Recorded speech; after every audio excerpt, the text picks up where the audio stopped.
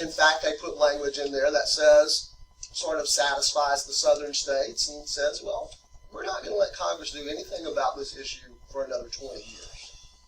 So, again, you may find that unsatisfactory, but I think that's the historical reality, that, you know, it's motivated principally by an effort to get the Constitution done.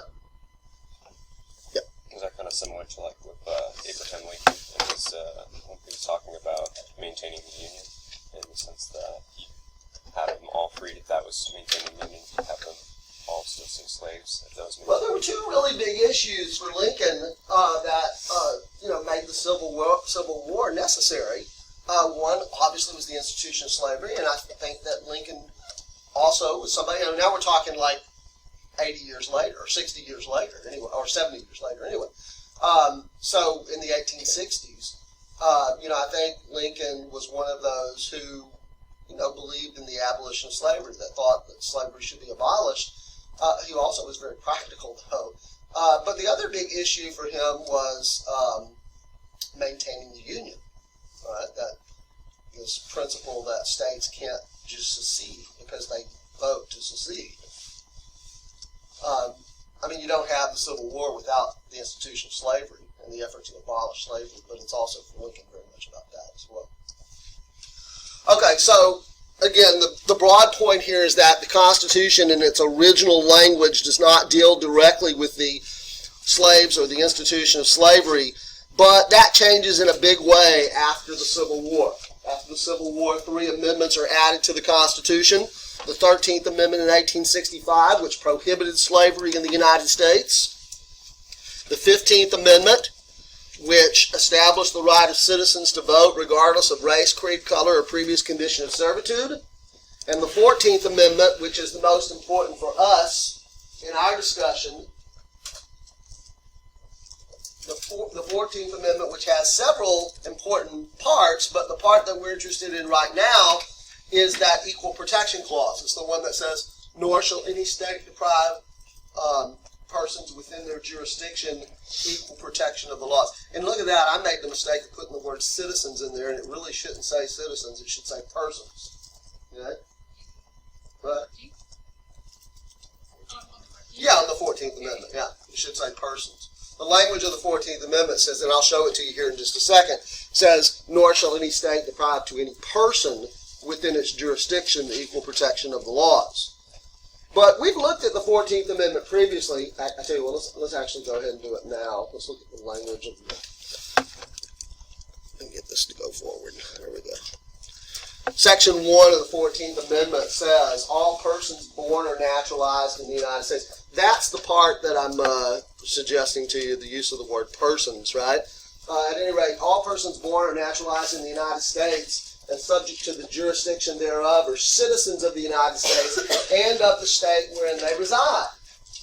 I wonder why in 1868 the framers of the 14th Amendment thought that it was necessary to insert language into the Constitution establishing that any person born in the United States or naturalized. What does that mean, naturalized? We've talked about this previously, right? That's the process that immigrants go through to become citizens, right? So any person, so as I told you earlier in the semester, there's no special status to people for citizenship status for people who were born here versus people who are naturalized citizens. They are equal things, right? So, but the part that I'm trying to emphasize now is what this is saying is that if you're born in the United States or if you are naturalized as a citizen of the United States, you are a citizen of the United States regardless of which state you live in. Right? Whether you live in Texas or South Carolina or Idaho or Vermont or wherever you live, right?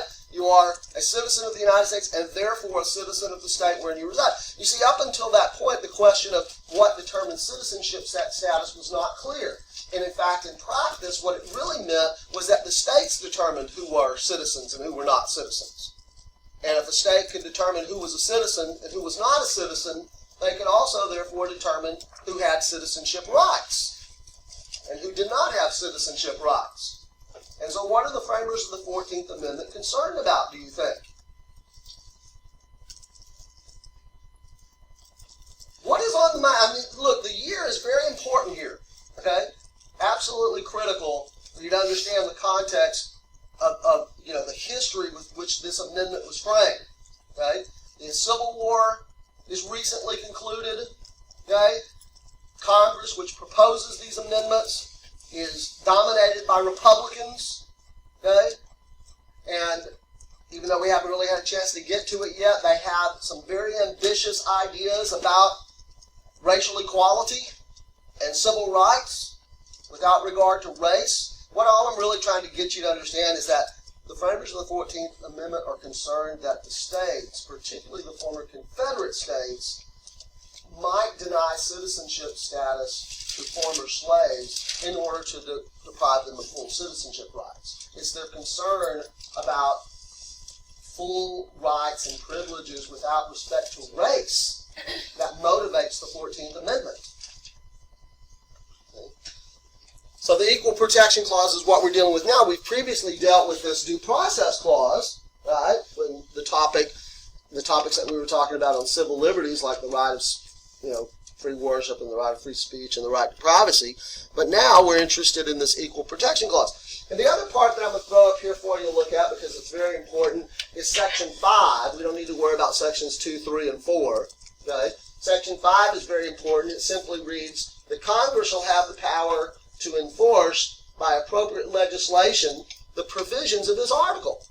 In other words, the framers of the 14th Amendment in 1868, this Republican-dominated Congress, I'll show you some numbers here in just a second, overwhelming Republican majorities in Congress, understand that just because you write into the Constitution equal protection of the laws doesn't mean that you achieve equal protection of the laws. They seem to have some understanding that Congress is going to have to do something. Again, what I told you about, when I clued you into it at the beginning of the class meeting, the different way to think about civil liberties versus civil rights. Okay? Civil liberties suggest what the government cannot do. Civil rights suggest what the government must do or provide. Congress seems to understand in 1868, in the 1860s and 1870s, that it's going to have to do something. That racial equality just won't happen. It just won't take care of itself. So, pursuant to this authority that Congress believes that it now has under the Constitution, it undertakes a very ambitious civil rights agenda.